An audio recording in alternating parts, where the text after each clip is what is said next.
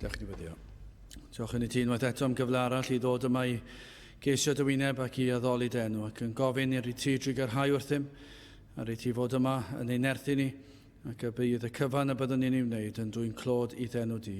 Tyd felly'n plith, i ni'n gofyn hyn oll trwy enw ac eddiant ein harglwydd Iesu Grist. Amen.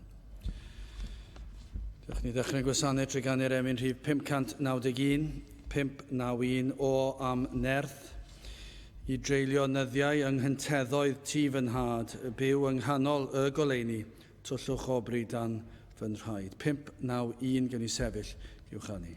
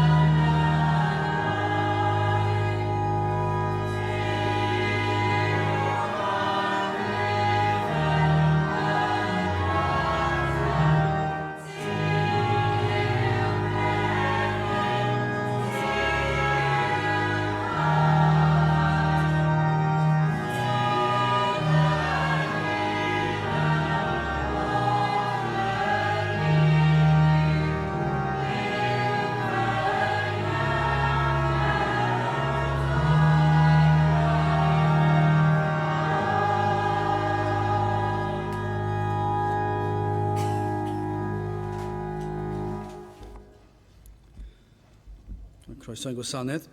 Ar ôl yr oedfa fe fydd na luniaeth ysgafn drws nesaf yn y neuadd. Bydd ein cwrgweddi nesaf yn cael ei chynnal ar y drydydd nos Iau o'r mis, sef nos Iau Tachwedd yr 20fed am hanner awr wedi 7. Chydig cyn hynny, fydd ein gwasanaeth diolchgarwch ar nos Iau Tachwedd y 6fed, ac fe fydd y parchedig Dafydd Morris yn pregethu nawr. Bydd hwnna'n agosau nawr.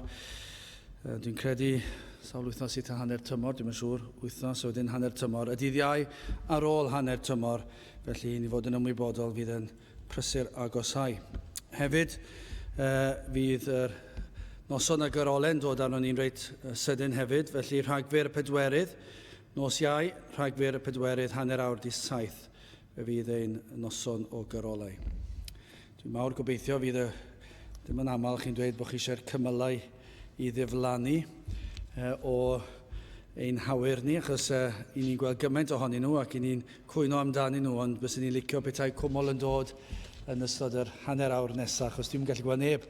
Felly, allai smalio mod i'n pregethu i gapel orlawn prynhawn yma, achos mae goleuni llwyr sydd yn fy ngwynebu. So, os dwi'n edrych ar rai o'ch chi, dwi ddim yn ymwybodol ar bwy dwi'n edrych ar y funud.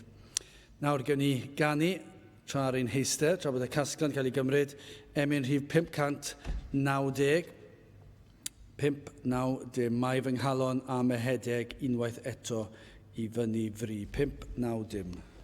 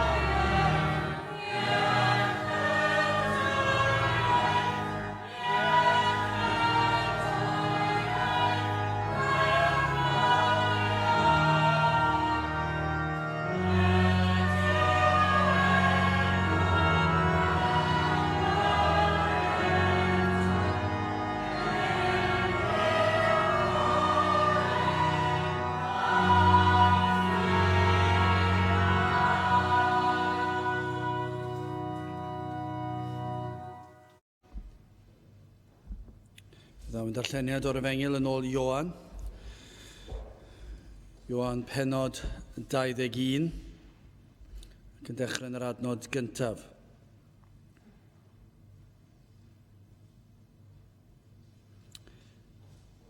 Gwedi'r pethau hyn, yr Iesu ymddangosodd dra chefn i'w ddisgyblion wrth fôr Tiberias, ac fel hyn yr ymddangosodd, yr oedd ynghyd Seimon Pedr a Thomas, yr hwn a elwyr Didymus, a Nathanael a gan o Gana yng Nghalilea, a Meibion Zebedeus a dau eraill oedd ysgyblion ef. Dywedodd Simon Pedr wrthynt yr wyf fi'n myned I bysgota, dywedasant wrtho yr ydym ninnau hefyd yn dyfod gyda thi. A hwy a eithant allan ac a ddringasant I long yn y man, a'r nos honno ni ddaliasant ddim. Fan daeth y bore weithian, safod yr Iesu ar y lan, eithir y disgyblion ni wyddent mae yr Iesu ydoedd.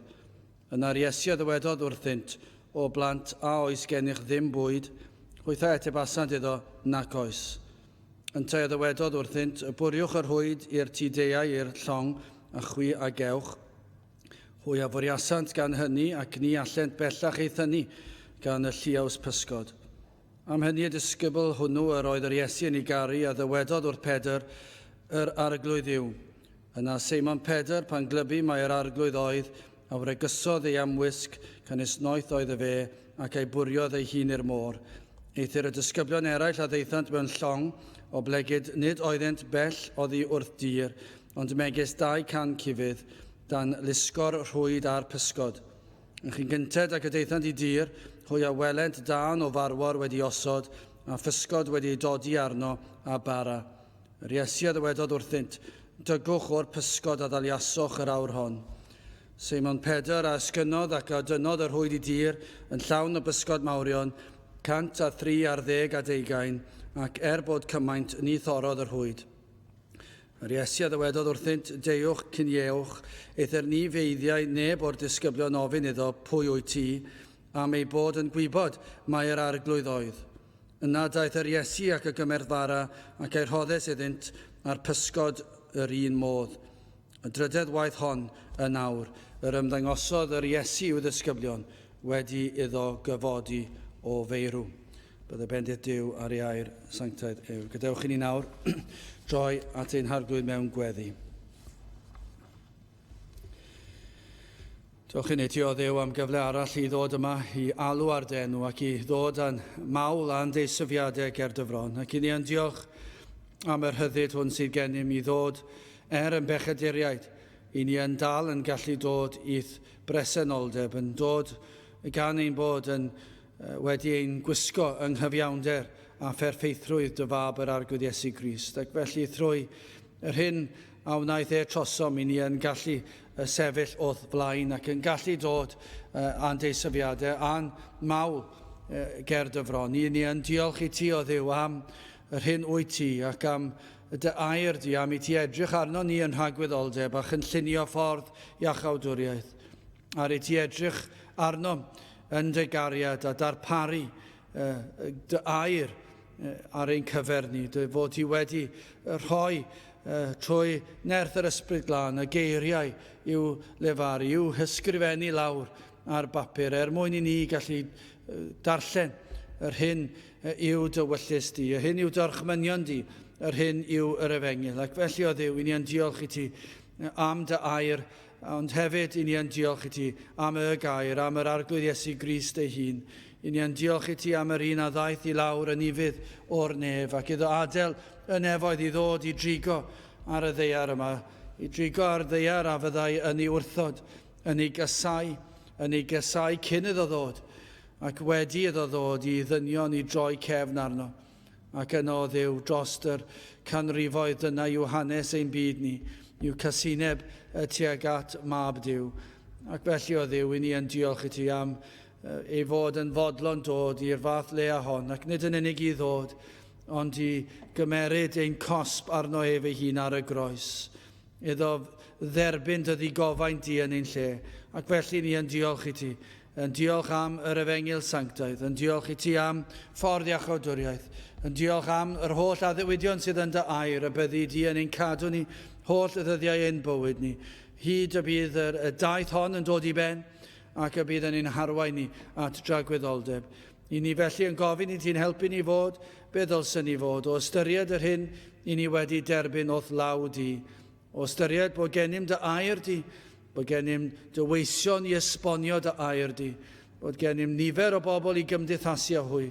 I ni yn siomedig wrth edrych ar ein bywydau'n hunan, I feddwl mor amal I ni yn dy adael di lawr. Ac yn gofyn I ti faddu ni am hyn ac I ddod yn i'r man lle dylsyn ni fod. A byddwn ni'n rhai sydd yn dwy'n clod I ddenw di ym mhob peth yn ei wneud a'i ddweud. Nertha ni felly o Dduw fel dy bobl. Tyr dyma'n plith ni I ni yn galw arna ti o Dduw os nad wyt ti yn bresennol yma yn anofer yw ein cyfarfod ni. Ond os wyt ti yma o Dduw, gall rhyfeddodau ddigwydd. Y mae dy bresenoldeb di gyda'r bobl yn ddigon I draws newid dinas, yn ddigon I draws newid gwlad, yn hyd yn oed o Dduw I ti I weithio yn rymus yn y byd yn gyfan gwbl. Yr wyt ti yn abal I wneud yr hyn sydd yn amhosibl yn ein golwg ni. Felly o Dduw, tyr dyma un plith ni, gad I bob yr un ohono ni fod yn ymwybodol o'ch bresenoldeb, ac yna gan fod y bresenoldeb yma, byddwn ni yn disgwyl y ffrwyth I'r llafur. Felly o Dduw, tyr tyda clod I ddenw dy hun, I ni'n gofyn hyn oll felly trwy enw ac heiddiant ein harglwydd Iesu Grist. Amen.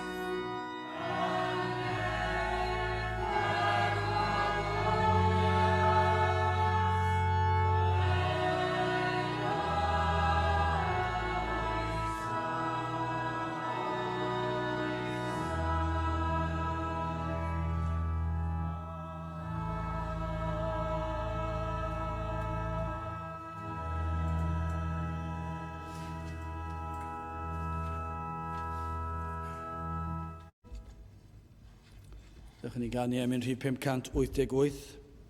588 anweledig rwy'n dy garu, rhyfedd ydyw nerth dy ras. 588 gen I sefyll i'w chanu.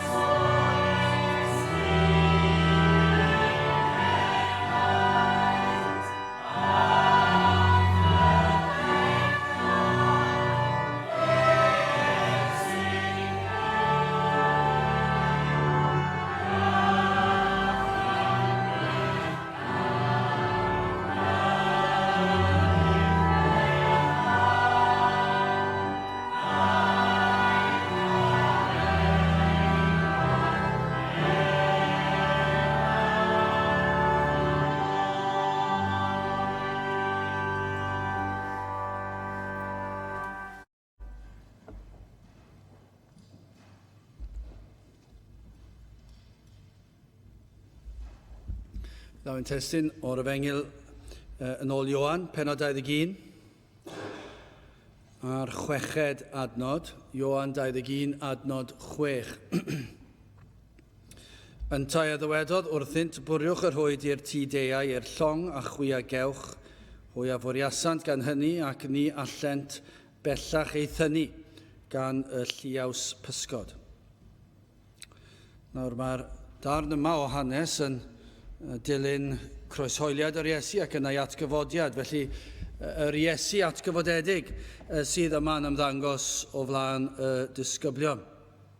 Ac cofio bod Pedr, dim ond ychydig bach ynghynt wedi gwadu'r Iesu, ac yma mae e wedi dychwelyd i'w waith dyddiol. Bydd bynnag oedd yr rheswm bod nhw yno wedi penderfynu mynd i bysgota. Chi'n gweld yn y 3ed adnod, dywedodd Seimon Pedr wrthynt, rwy fi yn mynd i bysgota. Nawr allan ni fod yn treulio amser yn trio meddwl pam eithon nhw'n ôl i bysgota, ac beth oedd yr cymhelliad i wneud hynny. Wel, un peth ni yn gwybod, fe eithon nhw'n ôl i bysgota, felly falle sy'n eisiau gwastraffu amser am yr rheswm, mae dyna wnaethon nhw. Dyna beth ddigwyddodd. Dywedasad wrtho, rydym ninnau hefyd yn dyfod gyda thi, a hwy a eithant allan, ac a ddringasant i long yn y man, a'r nos honno ni ddaliasant ddim. Felly, dyna i chi ddisgrifiad o'r noson yn yr un adnod hynna. Hanes am gryw o bysgotwyr, yn mynd allan i'r dŵr ac yn gweithio'n galed, yn ddiwyd trwy'r nos, ond erbyn y bore, i ni'n darllen bod dim llwyddiant, dim dalfa o bysgod o gwbl. Nawr, yn syth cyn i ni'n mynd ymhellach, i ni'n gallu dweud unwaith eto, i ni'n gallu uniaethu ar hanes yma'n dydyn ni. I ni yn sicr yn byw mewn cyfnod tebyg i, falle allech chi ddweud i'r darn cyntaf o leia. I ni'n gobeithio newn ni uniaethu rhyw ddydd a diwedd yr adroddiad yma o'r wyrth, ond yn sicr ar y funud yma, i ni'n gallu uniaethu ar dechrau'r noswaith, wrth i'r nos gychwyn, ac yna drwy gydol y nos, i ni'n gallu uniaethu ar disgrifiad yma o falle gellir dweud pobl yn yr eglwys, yn y capel, yn gweithio'n galed, yn cyhoeddi'r Efengyl, yn pregethu'r Efengyl, falle yn ein gweithfeydd, yn ceisio tystiolaethu, yn ein cartrefi, yn dod ar Efengyl o flaen yr rhai yn ein cartrefi ni, ac efallai bod ni'n teimlo fod y noson yn un hir iawn, a dim llwyddiant o gwbl. Ac mae'n ymddangos fel na fydd neb yn dod i gredu. Sicr, pan i chi'n edrych ar gymdeithas, mae'n anodd yn diwedd. Mae e wir yn anodd i ddychmygu. Nawr, wrth gwrs, mi fydde pob cenhedlaeth yn dweud rhywbeth tebyg, fod yn anodd dychmygu. Dychmygu dyddiau gwell. Mae'n anodd dychmygu pobl yn dod i gapel i wrando ar pregethu. Mae'n anodd dychmygu pobl yn canu emynau o ran addoliad. Mae digon o gorau yn canu emynau. Ond o ran addoliad, mae'n anodd dychmygu capel fel hon yn orlawn o bobl. Ac nid ar gyfer i'w gymanfa ganu, lle mae yna tua 85 o capeli'n dod at ei gilydd i lenwi un capel. O ran cynulleidfaoedd fel arfer, beth yw nhw? Ar gyfer taledd rhywle rhwng 6 a 10, siwr o fod, yn ein gwlad ni bellach. Dwi ddim yn gwybod, fi'n ambell un gyda chydig bach yn fwy, ac yna fe ewch chi ambell i le, a falle bod yna fwy o lwyddiant. Ond mae'n anodd dychmygu gellir gweld dyddiau gwell. Pan ni'n edrych ar y papurau newydd ac ar y teledu, y cyfryngau i gyd, maen nhw wedi gadael Duw yn gyfan gwbl allan o bob dim. Ac mwy na hynny, maen nhw'n herio Duw bron iawn ym mhob peth maen nhw yn ei wneud. Ac yn ei anwybyddu fe ac yn ei herio fe gyda'i gilydd. Sut mae hwnna'n bosib? Dwi ddim yn gwybod, ond dyna beth yw e. Dyna fel mae'n ymddangos. Mae'r fath hirlligrwydd yn y ffordd y mae'r byd a'r cyfryngau yn ymwneud â materion holl bwysig. Ac felly mae'n anodd i ni ddychmygu ac mae'r nos yn hir, yn diwedd. Mae'n hir iawn ac dim ffrwyth i'n llafur ni, dim dalfa o bysgod o gwbl. Ac felly i ni'n gallu uniaethu ar disgyblion yma ar ôl iddyn nhw treulio noson ar y dŵr heb unrhyw ffrwyth. Felly, hoffwn i'n gyntaf edrych ar y dar yma, falle i fod dwi'n yn gwybod, falle chydig bach yn wahanol i'r arfer, dwi'n yn siŵr, Ond wrth fynd trwy hyn, oedd na nifer o bethau gwahanol wedi dod i fy meddwl ac i chi'n dymuno. Falle mae arweiniad yw hynny ac yn gobeithio fydd o fydd i rhywun. Felly'n gyntaf, yr argyfwng yr oedd yr disgyblion yn ei wynebu ac yna'n ail y gorchymyn ac yn olaf y ddalfa. Wel, yn gyntaf, yr argyfwng. Wel, mae'r sawl argyfwng i weld yma yn yr benod hon o'r Efengyl yn ôl Ioan. Ond yn gyntaf hoffwn ni edrych ar yr hyn yr oedd y disgyblion yn ei wynebu, o ran y disgyblion. Noson caled iawn o waith. Dwi ddim eisiau dychmygu beth mae fel i fod yn bysgotwr allan ar y moroedd, neu ble bynnag y bydde pysgotwyr yn mynd, ond ar y môr allai ddim dychmygu gwaith fwy anodd na hynny. Bob dydd ei bywydau mewn perygl, byswn ni'n tybio. Un eiliad bach, popeth yn iawn ac yna na gyd sydd ar rhaid i ddigwydd yw i ryw don ddod o rywle i'r gwyntoedd gynyddu o fewn eiliadau, munudau ac y mae'r holl brofiad wedi trawsnewid. Felly mae'n galed iawn i fynd allan i bysgota ac i waith trwm, os ych chi'n syrthio yn y dŵr, y peryglon sydd â hynny hefyd. Ond dychmygwch noson a dyma'ch bywoliaeth chi. Ac yr oedden nhw wedi bod wrthi'n gweithio'n galed trwy'r nos ac ddim yn deall beth oedd wedi mynd o'i le. Ac i chi yn cael yr ymdeimlad yma yn y darn yma o Ioan, ymdeimlad o rwystredigaeth hyd yn oed. Yr un cwch oedd ganddyn nhw ac o'n nhw wedi defnyddio'r blaen, yr un rhwyd, yr oedd yr un math o ddynion, os nad yr un dynion cryf ar gael i daflu'r rhwyd i'r môr. Wel, adnod 4, a phan ddaeth y bore weithian, o'r diwedd, allwch chi ddweud, safodd yr Iesu ar y lan. Eithir y disgyblion ni wyddent mae'r Iesu ydoedd, yna'r Iesu ddywedodd wrthynt, o blant, oes gennych ddim bwyd? Hwythau atebasant iddo, sylwch, nac oes. Nawr, mae'r Iesu, fel betai'n holi nhw'n gyntaf am fwyd, os oedd ganddyn nhw fwyd i'w fwyta. Oes gynnwch chi fwyd, fel betai'n pwysleisio iddyn nhw. Ac yn gwybod, ac felly wrth ofyn, byddai'r Iesu yn sicr yn gwybod nad oedd ganddyn nhw fwyd, ond wrth ofyn yn pwysleisio i'r disgyblion, does dim bwyd gyda chi, i chi ddim wedi llwyddo dal dim byd. Felly, dwi'n mynd i ofyn i chi, oes ganddoch chi fwyd, mwyn iddyn nhw roi'r ateb onest, ac yma nhw yn ateb yn onest, bod nhw wedi bod yn pysgota trwy'r nos, ac eto dim yr un pysgodyn wedi ei ddal, ac ych chi'n gweld y rwystredigaeth yn cynyddu nawr yn ei hateb byr. Maen nhw'n dweud, nac oes. Maen nhw'n ateb yn syml iawn, dim yn pentyrru geiriau ac yn rhoi rhyw esgusodion. Mae yna rhyw fath o ddigalondid yma ar rwystredigaeth. Doedd dim byd gallen nhw'n wneud yma peth, dim pysgod yno. Doedd dim un wedi dal yn yr rhwyd. Ond nid ydyn ni yn gwynebu yr un sefyllfa. Mae'r nos wedi bod yn hir iawn.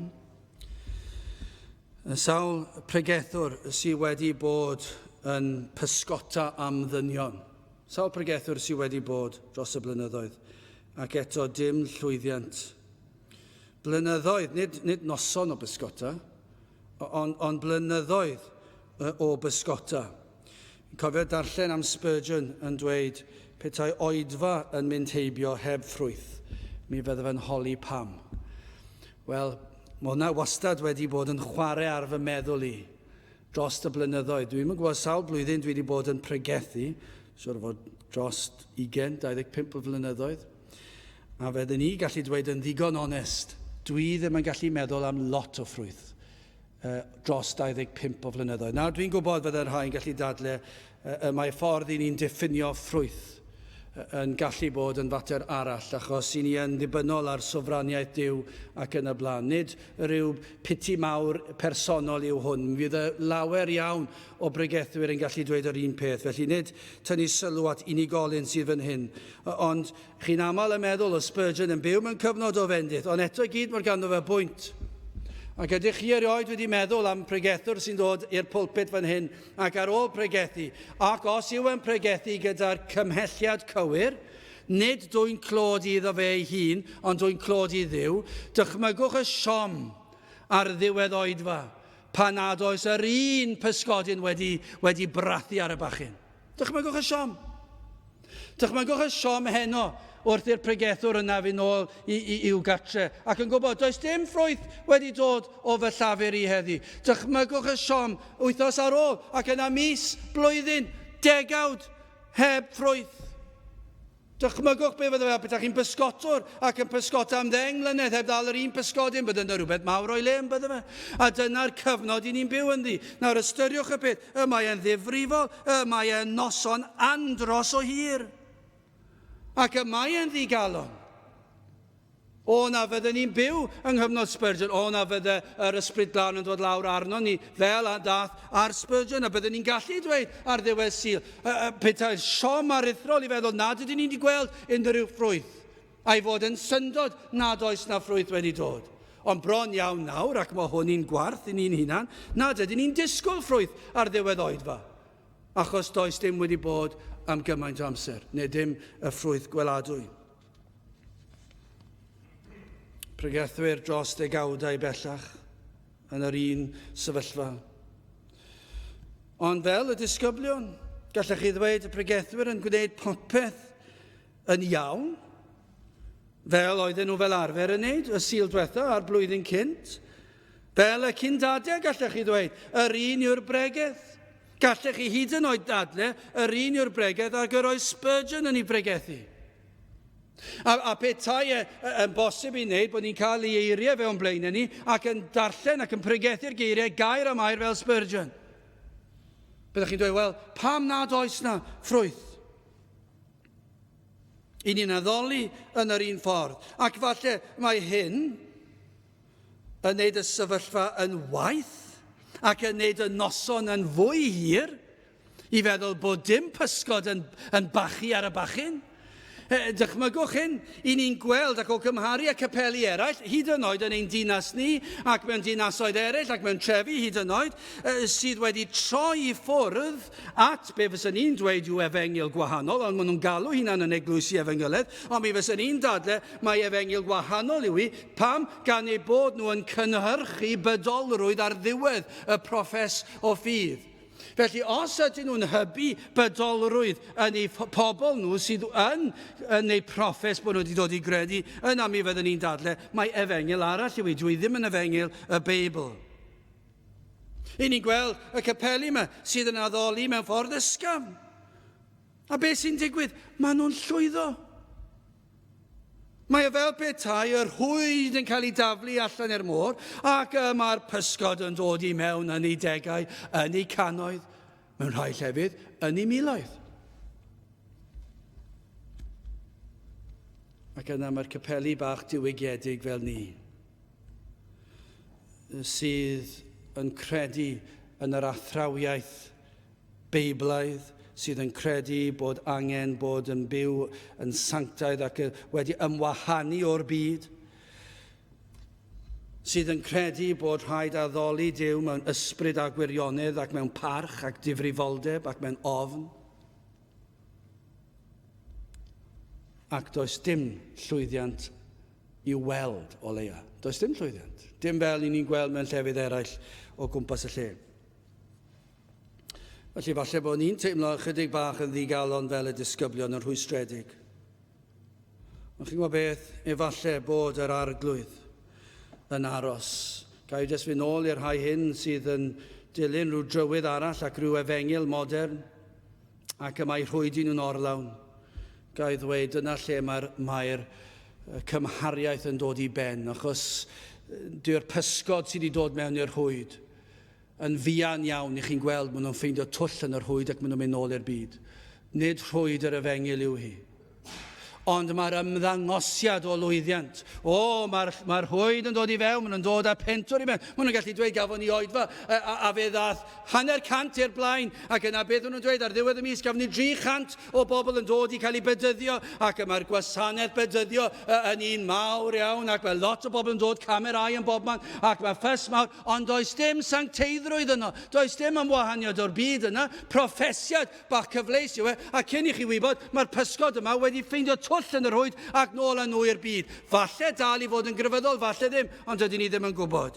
Ond yma, i ni fan hyn, yn credu yn bod ni'n pregethu'r un sydd yn iawn, Ac i ni'n pysgota ac mae'r rhwyd yn dod nôl yn wag bob tro bron iawn. Beth yw'r rheswm? Wel, efallai bod yr arglwydd yn aros i ni fel y disgyblion i ddod at y man, i weld ein gwendid ac ein methiant. Falle bod wedi aros canrif bellach i ni sylweddoli nad ydyn ni fod i ymdrechu yn ein erth ein hun. Mae nid pysgota yn ein erth ein hun y dylsyn ni'n wneud, ac yr eiliad y bydd Duw yn gweld mae fydd yn cael yr holl fawl a'r holl glod, yna falle welwn ni newid. Wel, gadewch i ni symud ymlaen, dyna i chi ar y gyfwng, ar y disgyblion ac ar gyfwng ar ni fel cenedl ac fel pobl sydd yn sefyll am yr hyn i ni'n credu sydd yn iawn, ac y bod ni fel gwlad wedi troi cefn yn gyfan gwbl ar yr hen athrawiaeth, yr hyn sydd yn ysgrythyr. Ond beth am argyfwng arall? Mae yna argyfwng fan hyn ar y pysgod. Yn ystod y nos, mae'n ymddangos nad oedd yr un pysgodyn yn agos at y llong. Wel, dyna fel mae'n ymddangos. Doedd dim un o dan y llong, doedd dim un chwith, nac i'r dde ar un adeg, achos siwr o fod mi fydde'r disgyblion wedi trio bob man bydden nhw. Mi fydden nhw wedi pysgota, mi fydden nhw wedi mas, fydden nhw wedi trio o dan, tynnu'r rhwyd, a pob math o bethau. Dwi ddim yn gwybod yr holl profiadau beth mae'r pysgotwyr yn ei wneud mwyn dal. Mae'n debygol nad oedd na bysgod i weld am filltiroedd. Ond nid yna, eto sefyllfa i ni yn ei wynebu, ychydig yw'r bobl sydd yn ymddiddori. Bron iawn i ni'n gallu dweud y mwyafrif llethol yn ddifater, nad oes diddordeb ym mhethau Duw.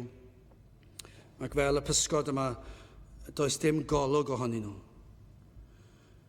Felly hefyd, gyda yr pobl o'n gwmpas ein capel ni fan hyn ac yn ein dinas ni, i ni'n meddwl, wel, ble maen nhw? I ni'n gallu gweld nhw, ni'n gweld miloedd ar filoedd o bobl ar ei ddistrydoedd, ond ni'n edrych allan, ni'n meddwl, ble mae'r bobl y bydd Duw yn dod i mewn i glywed ei air, ac mae'n edrych fel nad oes neb yn agos at ddod. Falle bod na rai, gallech chi ddweud, wel, i ni nifer fach yma heddi, falle bod na rai yn gwrando ar y we, dydyn ni ddim yn gwybod na gen i. Falle bod na ambell un yn gwrando ar y we, ond siwr fod ambell un fydd e. Pwy o wyr, gallai miloedd, gallai ar y we, mae unrhyw beth yn bosib, fe allai cannoedd o filoedd o bobl trwy rhyfeddodau'r we fod yn gwrando, ond i ni siwr o fod yn meddwl nawr, ond i bai bod yna rhywbeth rhyfeddol yn digwydd, i ni meddwl, wel, oes yna bobl yno, tu allan, i'r oedfa yma heddi'n gwrando ar y we, yn weladwy. Dwi ddim yn ymddangos felly, o gyrraedd llawer, unigolion. Chi siŵr o nabod rhai. Falle fel pysgod, dwi ddim yn gwybod sut synwyr cyffredin sydd gan pysgodyn, dwi ddim yn gwybod, yn ôl beth dwi'n deall, cof byr iawn sydd ganddyn nhw, felly ar ôl gweld rhwyd, falle bydden nhw'n cofio be mae'r rhwyd yn edrych fel 2 funud yn ddiweddarach, dwi ddim yn gwybod, ond allwn ni ddychmygu pysgodyn, ac os yn gweld rhwyd, falle byddai'n meddwl, dwi ddim eisiau mynd fyna, fe droiau i rownd a nofiau i rhyw gyfeiriad arall. Dyna fel mae rhai pobl, dwi'n weddol sicr yna. Yr golwg cyntaf o rwyd maen nhw'n nofio i ffwrdd. Dim ond sôn wrth rhai pobl am gyfarfod, neu dim ond sôn crybwyll rhywbeth am yr Efengyl, a cyn i chi wybod, maen nhw wedi codi fyny a maen nhw wedi mynd. A chi'n meddwl, sut wnaethon nhw yna? Maen nhw wedi redeg i ffwrdd. Dyn nhw ddim eisiau dim wedi wneud ar peth. Mae yna rhyw esgus. Dyna le maen nhw, falle chi'n siarad yn nhw ac maen nhw'n ymlacio. Popeth yn iawn ar rhywsut neu gilydd. Mae'r sgwrs wedi dod rownd i rhywbeth ysbrydol neu'r Efengyl neu gwahoddiad neu rhywbeth neu gilydd. A cyn i chi wybod, maen nhw wedi heglu ddiona. Maen nhw wedi mynd. Maen nhw wedi diflannu. Ond gai ofyn beth amdano chi, mae'n digon rwydd sôn am y pysgod yn ati fas, a'r niferoedd, y miliynau o bobl sydd yn anwybyddu, ond beth amdano chi? A ydych chi'n un o'r pysgod yn ni sydd yn nofio gyda'r gweddill?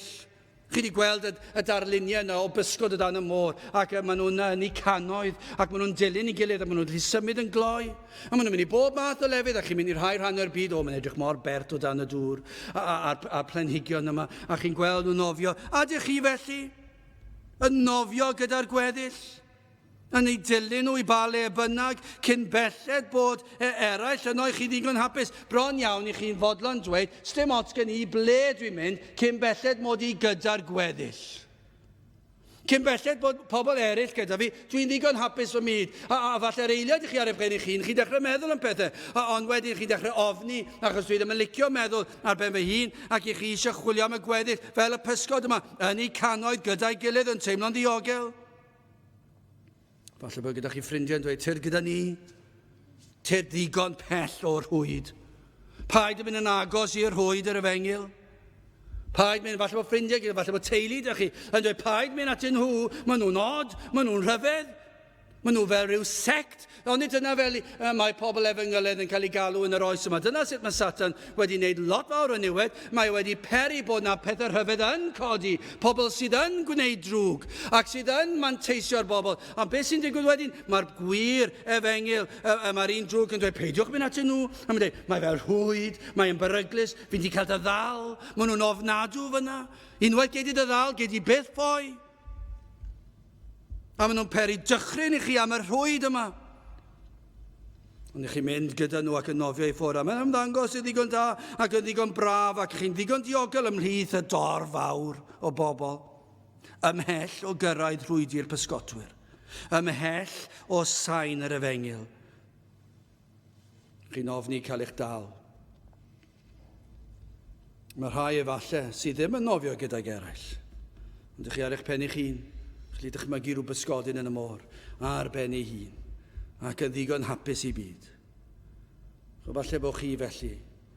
Chi ddim yn mynd gyda'r dorf, ond chi'n ddigon hapus eich byd chi. Chi ddim eisiau neb i ddylanwadu arno chi. Chi'n berson preifat, person sydd yn unigolyn. Chi'n cadw'ch hunan i'ch hunan. Gyda chi'ch barn. Chi ddim yn dod yn agos i'r rhwyd. Chi ddim eisiau cael eich dal gan rheina. Chi ddim eisiau dyn nhw i'ch dal chi. Chi'n mynd mor bell a phosib. Y broblem yw, yn ysbrydol, mae rhai yn meddwl fel y pysgod. Mae drwg yw cael eich dal yn yr rhwyd. Mae diwedd ar eich bywyd fydd. Ac i'r pysgodyn, dyna beth yw yn diwedd ar ei bywyd. Ac felly, yn y darlun yma, yn y wyrth yma sydd o'n blaenau ni,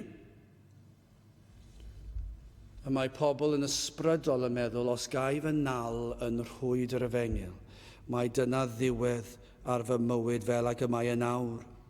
Nawr mae gen i ryddid, nawr fedrai nofio yn y môr, rhyddid i fwynhau'r byd, pleserau fedrai nofio fan hyn, fedrai fynd draw fyna, fedrai fynd i wledydd pell, fedrai fynd i weld y planhigion rhyfedd yma, fedrai fynd i weld creaduriaid y môr, fedrai fwynhau, cael profiad ar y byd. Dyna be mae pobl y byd yn dweud. Dwi ddim eisiau cael fy nal yn yr rhwyd, fi'n gyfyngiadau arno i, fi'n yn ddiwedd ar fy mywyd i. Felly maen nhw'n ffoi o'r rhwyd ac maen nhw'n cael yr ymdeimlad yma bod rhaid profi'r byd. Bod rhaid cael pleserau'r byd ac yma nhw'n mynd. Cyn mynd ymhellach gair y gyngor chi, peidiwch a gwrando ar sybrydion yr un drwg ar y byd. Celwydd yw'r cyfan. Os unrhyw beth, yr rhwyd fwyaf trychinebus i cael ei ddal yn yw rhwyd y byd. Ond mae rhwyd yr Efengyl yn rhywbeth gwahanol. Ond yn anffodus yma yna lawer. Dyna chi ar gyfwng i chi ynddi os ych chi'n ofni'r rhwyd yr Efengyl.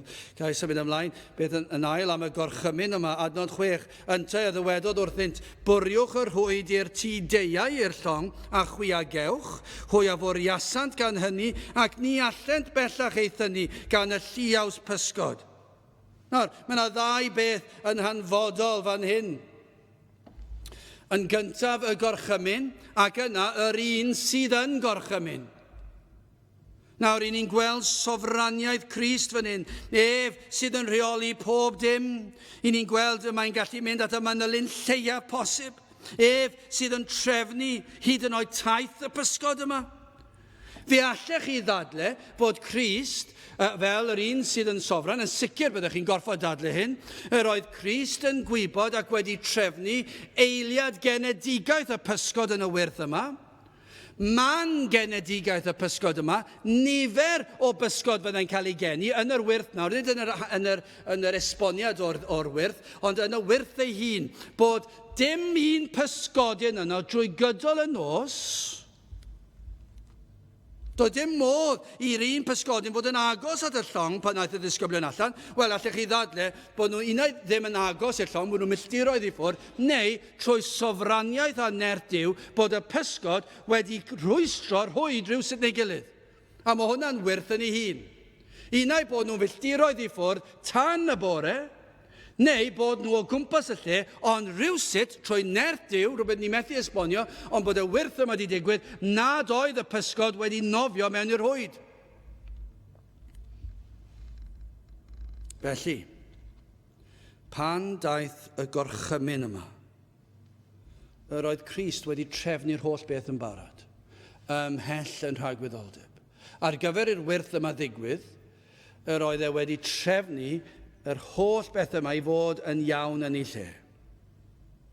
Roedd y pysgod yno. Ond hefyd, rhaid oedd i'r pysgotwyr i fyddhau. Rhaid oedd taflu'r rhwyd i'r man cywir ar yr adeg cywir. Fe ddwedodd Crist, taflwch e'r ochr deiau o'r cwch. Nawr, mi fydden nhw siwr o fod wedi gwneud na sawl gwaith yn ystod y nos. I'r chwith, i'r dde, i bob un cyfeiriad ar y blaen ac yn y cefn y cwch yn bob man. Ond nawr, ar yr adeg dywedodd Crist wrthyn nhw, taflwch yr rhwyd i'r ochr deiau o'r llong. Ac felly, mwyn dal y pysgod, rhaid oedd i'r disgyblion taflu'r rhwyd i'r ochr dde. Ac felly, rhaid pregethu'r Efengil. Gai ofyn y cwestiwn yma. A yw'r Efengil yn cael ei phregethu yn y mwyafrif o llefydd Efengyledd? Heb sôn am y capeli sydd yn gwadi'r Efengil. Ni'n gwybod ydyn nhw ddim yn pregethu'r Efengil. Ond a yw yr Efengil, hynny yw, sut gall rhywun ddod i gredu? A yw yr Efengil yn cael ei phregethu mewn eglwysi Efengyledd? Mi fysa'n un dadle, nag yw yn y mwyafrif llethol. Falle bod e rhywbryd, dros gyfnod o fis, falle 6 wythnos, bydd yr Efengil fe rhaid i chi fod â gradd mewn diwynyddiaeth i weithio yma, sut ydw i fod i gredu? Ond mae'r Efengil, mae'r ysgrythyr yn dweud wrthyn ni, taflwch yr rhwyd, pregethwch yr Efengil. Beth yw'r Efengil? Croes Iesu Grist. Does dim syndod, nad oes na ddalfa bellach yn ein gwlad ni. Dyw croes Crist ddim yn cael ei phregethu. Dydy Iesu Grist ddim yn cael ei phregethu ei fod e wedi marw ar y groes yn ein lle ni. Os nad ydyn ni'n pregethu croes Crist, sut ydyn ni'n disgwyl gweld canlyniadau? Dyma yw'r gorchymyn. Dyma yw'r gorchymyn. Dyna yw taflu'r rhwyd, trwy ffolinau pregethu ordeiniwyd achub eneidiau. Dyna yw y taflu'r rhwyd, yw i pregethu. Nid trwy ffolineb adloniant, ac adloniant wir yn ffolineb, ond yn ystyr da'r gair ffolineb pregethu, yw'r ffordd yma Duw wedi ordeinio i achub eneidiau. Nid adloniant, nid gweithgareddau cymdeithasol, nid cael hwyl gyda'n gilydd, nid dangos i bobl y byd i ni'r un peth â chi. Felly dowch mewn gyda ni mwyn i chi weld dydyn ni ddim yn od, ac i ni'n licio'r holl bethau chi'n hoffi. Dyna be mae lot o gapeli fel. Maen nhw'n dangos i'r byd, dwi'n union yr un peth â chi, i ni ddim gwahanol i chi. Dewch gyda ni, ac yna falle newch chi gredu ar y diwedd allan ni ticio'r bocs. Nid dyna beth y mae Crist wedi dweud, yw taflwch yr rhwyd, beth yw'r rhwyd? Yr Efengil, croes Crist, trwy bregethu, nid trafodaeth, nid cael rhyw gyfweliad. Dwi wedi bod mewn rhyw le cafodd glywes i gyfweliad, wel bron i fi gerdded mas, ond o ran cwrteisi nes i ddim. Dwi ddim eisiau lawr i glywed cyfweliad. Dwi eisiau clywed y pregethwr yn pregethu. Dwi eisiau gweld y pregethwr yn taflu'r rhwyd allan. Dyna beth dwi eisiau clywed. Dwi ddim eisiau gweld rhywun yn rhoi rhyw meim neu rhyw ddrama fach. Dwi ddim eisiau gweld grŵp o blant neu pobl ifanc yn canu rhyw gân bach a mae'r sgerddoriaeth mor uchel. Dwi'n gallu clywed y geiriau. Be dwi eisiau ffolineb pregethu. Dyna yw taflu'r rhwyd. Dyna beth i ni yn gobeithio ein bod ni'n neud heddiw yw taflu'r rhwyd, sef pregethu am Grist, am ei groes. Am rwyd fydd yn eich tynnu at diogelwch, nid fel mae'r byd yn dihongli'r rhwyd yma'r Efengil. Maen nhw'n dweud bydd yn dinistrio'ch bywyd chi. Ond mae'r Efengil, mae'r rhwyd yr Efengil yn eich tynnu chi o berygl moroedd at diogelwch. Diogelwch tragwyddol, diogelwch ar gyfer bywyd ac hefyd ar gyfer marwolaeth. Rhwyd sydd yn eich tynnu at y pysgotwr yn neidiau gallwch chi ddweud. At Iesu Grist, dyna beth mae'r disgyblion yn ei wneud. Yr oedden nhw'n taflu'r rhwyd allan mwyn dod â'r pysgod i mewn. Ond y darlun fan hyn yw ein bod ni yn bysgotwyr dynion, ein bod ni am ddod â'r pysgod i mewn at Grist. Yr un sydd yn gallu diogelu. Yr un sydd yn eich amddiffyn o ddigofaint y tad. Ni'n gwybod bod Duw y tad yn gyfiawn, yn berffaith, ac felly mae'n gorfod delio â phechod. Rhaid i Dduw gosbi pechod, ni'n gwybod hynny. Ac i ni'n sicr bod pob un ohono ni'n bechaduriaid. Ac felly, os ydyn ni yn bechaduriaid, ac y mae Duw yn gyfiawn, rhaid i Dduw cosbi ni. Dyna yw'r rhesymeg. Dwi ddim yn gwneud unrhyw synwyr i ddweud unrhyw beth gwahanol. Os ydy Duw yn berffaith, ac os ydy pob un a aned yn bechaduriaid, rhaid i Dduw gosbi pechod. Ond fe ddaeth Iesu Grist mwyn delio â'r broblem yma. Fe gyflawnodd Crist bopeth yr oedd y tad yn ei ofyn ohono. Fe ddisgwylio'r tad berffeithrwydd, cyflawnodd Crist yn lle ni. Ond hefyd fe gymerodd Iesu Grist ein cosb arno fe hun ar y groes. Dyna beth nath Iesu Grist. Am eich bydreddu chi, am eich mochynra chi, am eich hunanoldeb chi, am eich balchder chi, fe ath Iesu Grist i'r groes ac fe ddod yr taflwch yr holl fydreddu arna fi, fe gymera i'r cosb yn eich lle chi. Ac felly y rhwyd yma sydd yn cael ei thaflu i'r môr, yr efengil, y gwahoddiad i dderbyn maddeuant. Heddwch a Duw, mae'n wahoddiad i ddod i olchi eich pechod yn ei waed a lifodd ar y groes. Dyna beth yw'r rhwyd. Y mae'r rhwyd yn cael ei daflu allan i'ch tynnu chi mewn at Grist, at y groes, lle gallwch chi cael eich golchi'n lan. Ond mae angen dau beth. Mae angen yr efengil, sef taflu'r rhwyd, ond sylwch hyn, roedd angen i Iesu Grist fod yno. Roedd wrth ymyl y lan. Ac nad oedd y disgyblion yn ei nabod e'n syth, rhaid oedd i'w bresenoldeb fod yno. Fe ddeithon nhw i sylwi pwy oedd e'n weddol gloi. Ond y presenoldeb Crist oedd yn peri'r wyrth ddigwydd. Petai Crist wedi bod yna, mi fydden nhw wedi mynd yn waglaw gatre'r noswaith honno. Ond wrth orchymyn Crist, llenwyd y rhwyd a physgod. Ond nid dyna beth sydd eisiau. Dyna yw ein dymuniad ni heddi. Mae'r rhwyd wedi ei thaflu. Dymuno ni fod Crist yma, trwy nerth yr ysbryd glân, ei fod yn peri'r pysgod, fod ger llaw y rhwyd. Dyna yw'n dymuniad. Rywsyd yma yn yr adeilad hon, os ydy Crist yma, ac wrth i'r rhwyd cael ei thaflu allan, a byddwch chi yn ymateb, wel, i orffen yn fyr. Beth am y ddalfa? Adnod 6 eto, yntai a ddywedodd wrthynt, bwriwch yr rhwyd i'r tŷ deuau i'r llong a chwiagewch. Hwy a fwriasant gan hynny, ac ni allent bellach ei thynnu gan y lliaws pysgod. Dyna chi rhyfedd. Mae yna wyrth anhygol. Fe ddigwyddodd Fe ddywedodd Iesu Grist wrthyn nhw daflu'r rhwyd i'r ochr arall. Wnaethon nhw ddim dadle tro yma, mae yna achlysur arall tebyg yn yr ysgrythyr, ond fan hyn i ni'n gweld, wnaethon nhw ddim dadle, dim cwestiynu. Maen nhw wedi bod wrthi trwy'r nos, fe allan nhw wedi dadle, pwy wyt ti, ddweud wrthyn ni, ddim yn gwybod pwy oedd e, ond does dim dadl, maen nhw'n taflu'r ochr deuau. Ac cymaint yw'r pysgod, dyn nhw ddim yn gallu tynnu'r rhwyd. Mae'r pobl y byd wastad yn siarad yn hermau cyd-ddigwyddiad. Cyd-ddigwyddiad bod y pysgod yno wrth i'r Iesu orchymyn y disgyblion. Mae'r peth mor hirt yn diwedd.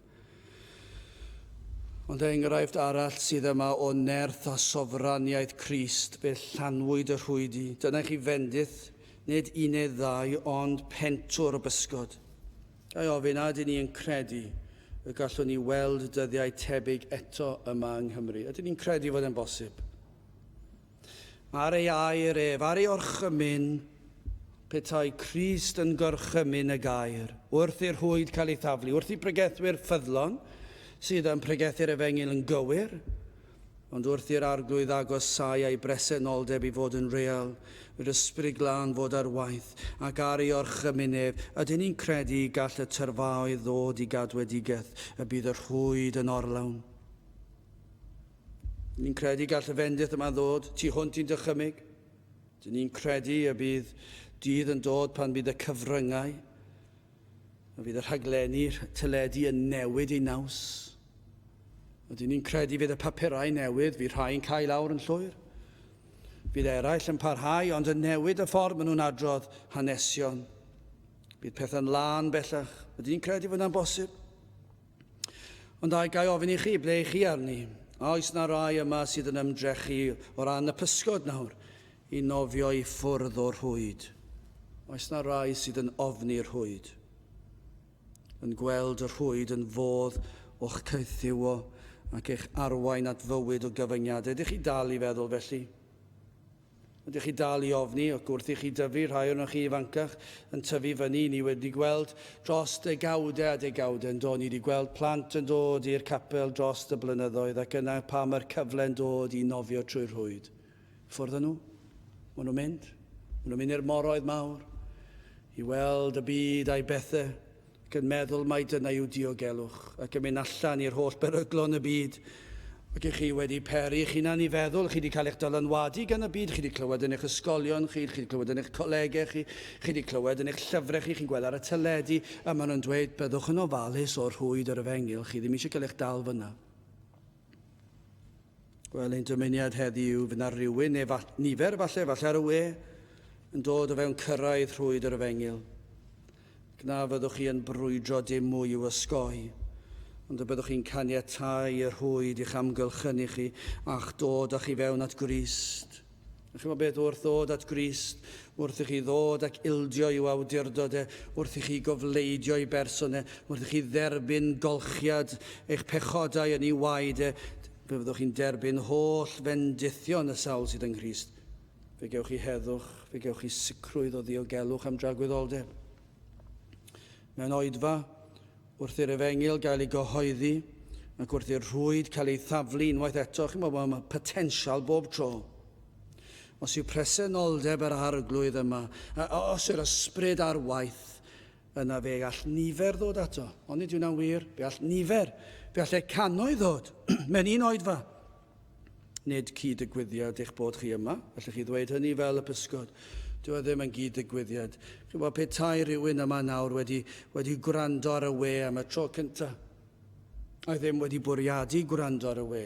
A byddwch chi'n dweud, wel dyna gyd-digwyddiad, does dim fath beth a cyd-digwyddiad, nid cyd-digwyddiad bod y pysgod yn digwydd nofio yna, roedden nhw yno gan fod Crist wedi gorchymyn i'r pysgod fod yno, ac felly chi nid cyd-digwyddiad yw bod yma, ar yr adeg yma, ar y neges yma. Ein dymuniad yw y byddwch chi heddi yn profi rhywbeth fydd yn cael ei ddisgrifio yn eich bywyd chi fel dydd iachawdwriaeth yn eich bywyd chi. A byddwch chi yn cofleidio ac yn gadael i'r rhwyd i'ch tynnu chi fewn, ac y byddwch chi'n dod at Grist, ac y byddwch chi'n derbyn yr holl bendithion.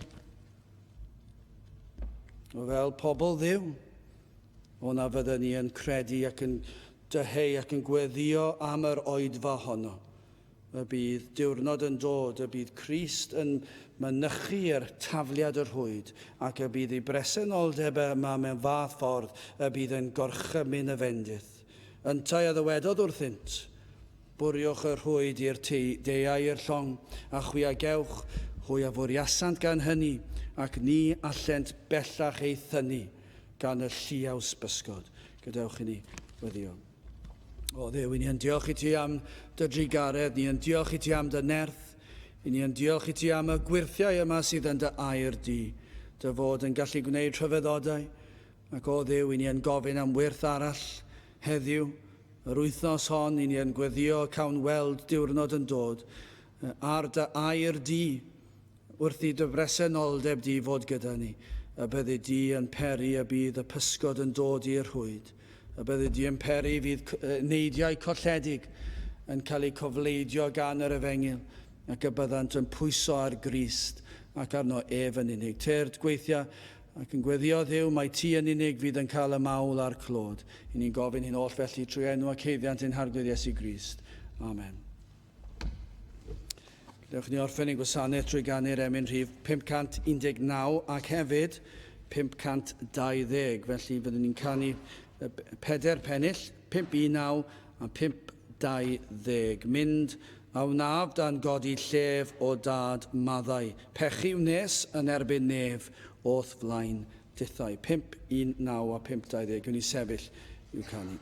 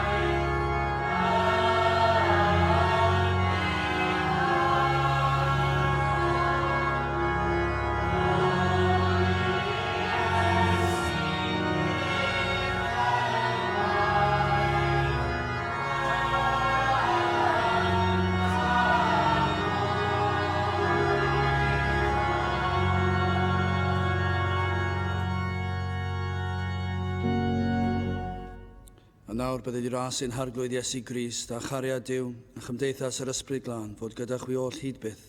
Amen.